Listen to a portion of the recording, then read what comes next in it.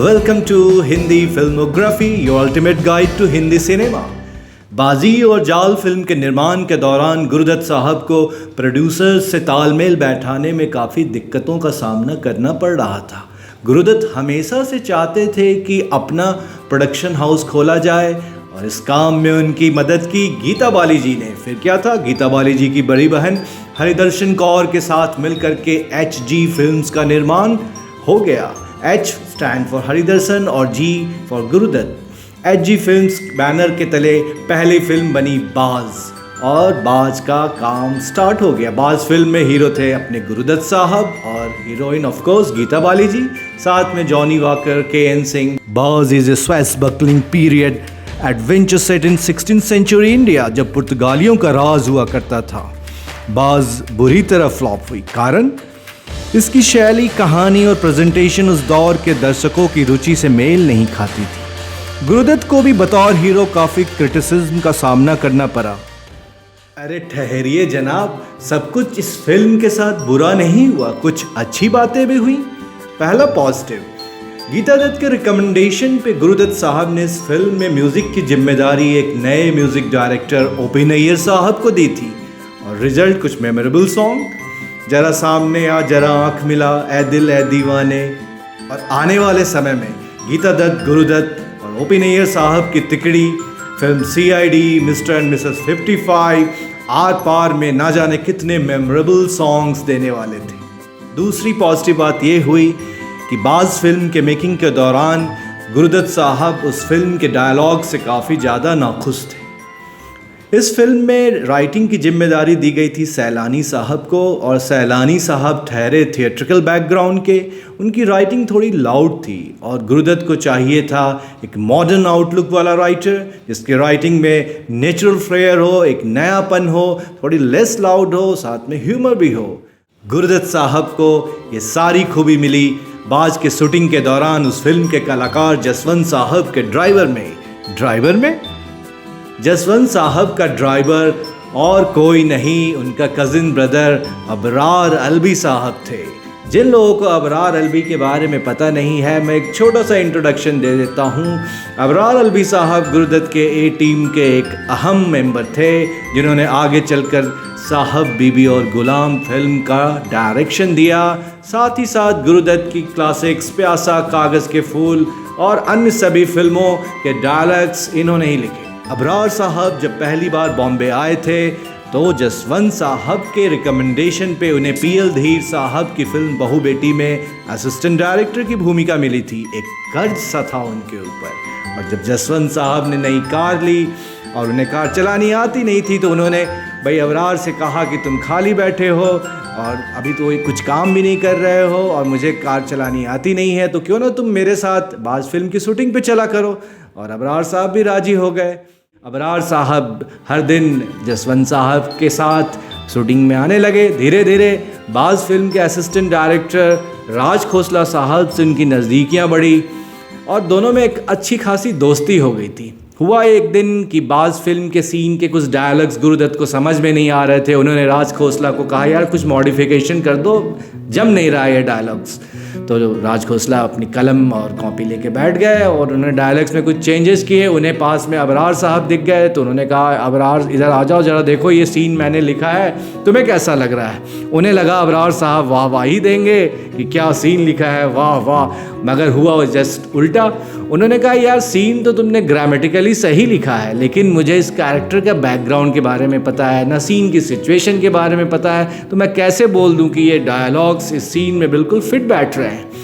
दूर बैठे गुरुदत्त साहब राज खोसला और अबरार साहब की बातें सुन रहे थे और अबरार साहब के एक क्रिटिकल सेंसिबिलिटी से गुरुदत्त काफ़ी प्रभावित हुए और अगले दिन उन्होंने अबरार साहब को घर पे बुलाया। सुबह 9 बजे अबरार साहब गुरुदत्त के घर पे पहुंच गए और फिर गुरुदत्त ने उन्हें बताया कि मैं अगली फिल्म आर पार शुरू कर रहा हूं और एक नए राइटर की तलाश में हूं। तुम्हारी बातों से मुझे ऐसा लगा कि हो ना हो तुम में मुझे वो राइटर मिल जाए। तो ऐसा है कि मैं तुम्हें एक सीन दूंगा और तुम उस सीन को थोड़ा डेवलप करो, उसके लिए डायलॉग्स लिखो और मैं भी थोड़ी देर ऑफिस जा रहा हूँ, ऑफिस से जब आऊँगा तो मैं तुमसे ये सीन सुनूंगा मेरी एक शर्त है कि घर में ही रहना है, कहीं आना जाना नहीं है, किसी से मिलना जुलना नहीं है। मैंने नौकरों को भी इंस्ट्रक्शन दे दिया, तुम्हें जो खाने पीने की चीज़ें चाहिए वो पहुंचा दिया करेंगे, लेकिन इस रूम से नहीं निकलना, यहीं बैठ के लिखो। फिर क्या था, शाम में जब गुरुदत्त साहब वापस आए तो अबरार साहब ने सीन सुनाया। गुरुदत्त प्रभावित हुए, बट अबरार साहब को कोई भी जवाब देने से पहले उन्होंने कहा ऐसा करते हैं कि कल तुम फिर आओ, कल तुमसे कुछ और सीन्स लिखवाएंगे, फिर डिसाइड करते हैं। अबरार साहब अगले दिन फिर पहुंच गए। ये सिलसिला करीब 7 दिन तक चलता रहा। हर दिन एक नया सिचुएशन, एक नई सीन। और गुरुदत्त अबरार साहब को अच्छे से परखना चाहते थे अपनी टीम में रखने से पहले। आखिरी दिन हुआ कि ये कि जो मजरू साहब थे, जो कि बाज़ फिल्म में लिरिक्स लिख रहे थे, वो राजेंद्र बेदी साहब को गुरुदत्त से मिलवाने के लिए लेके आए कि आप आर पार शुरू कर रहे हो, क्यों ना राजेंद्र बेदी साहब को ट्राई करो। गुरुदत्त ने कहा ठीक है, मैं मिल लेता हूँ। और बेदी साहब आ गए, मीटिंग हुई। मीटिंग जब होने के बाद जब बेदी साहब और मजरू साहब गुरुदत्त के घर से चले गए तो गुरुदत्त साहब बाहर निकले और अबरार को बुलाया कि अबरार ये बताओ बेदी साहब के बारे में तुम्हारी क्या राय है। तो अबरार ने कहा कि बेदी साहब एक one of the finest writer in India, अभी के टाइम में इनसे बेहतर कोई नहीं है। मैं बहू बेटी में मैंने असिस्टेंट डायरेक्टर का काम किया, मैंने देखा है इनके डायलॉग्स, सीन राइटिंग, सब कुछ। अगर ये 100 हैं तो मैं इनके सामने 10 भी नहीं हूँ। तो गुरुदत्त ने कहा क्यों तुम अपनी बुराई उनकी बड़ाई कर रहे हो, क्या बात है।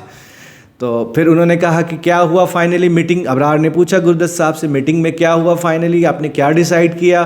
तो गुरुदत्त ने कहा कि भाई बेदी साहब से जब बात हो रही थी तो उन्होंने कहा कि मैं जो लिखता हूँ और जो डायरेक्टर्स होते हैं वो मेरे लिखाई का 10% भी पर्दे पे नहीं उतार पाते। ये बात मुझे उनकी लग गई।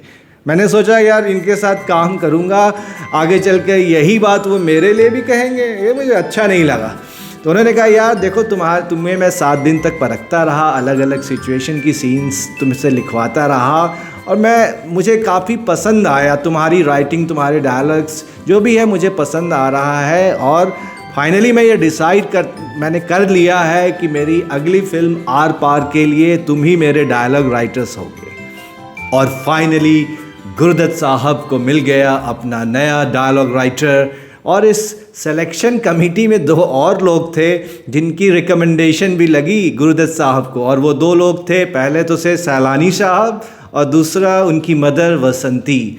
इन दोनों लोगों ने भी गुरुदत्त की पारखी नज़र पर मुहर लगाई और कहानी आगे बढ़ी। जसवंत साहब की बात चली है तो यहीं पे मैं एक और कहानी आपको बताना चाहूँगा। हमारे हैंडसम हंग जसवंत साहब और बाज़ फिल्म की प्रोड्यूसर हरिदर्शन कौर के बीच इस फिल्म की शूटिंग के दौरान एक ज़बरदस्त रोमांस चला और ये रोमांस ख़त्म हुआ इन दोनों की शादी पे। और जसवंत साहब जानते हैं और कोई नहीं, हमारे किशोर दा के ससुर थे। नहीं समझे? एक और हिंट देता हूँ, जसवंत साहब मिथुन दा के भी ससुर थे। अब तो आप समझ गए होंगे। योगिता बाली जी हमारे जसवंत साहब और हरिदर्शन कौर की बेटी थी। फिल्मी दुनिया में हर किसी से एक तार जुड़ा हुआ है, ये आप समझ गए होंगे। जाते जाते मैं एक क्वेश्चन आप लोगों से पूछ रहा हूँ कि राहा आलिया भट्ट की बेटी मीमोज चक्रवर्ती की क्या लगी, इन दोनों के क्या संबंध हैं, ये मैं बताऊंगा अगले एपिसोड में। तब तक के लिए अलविदा।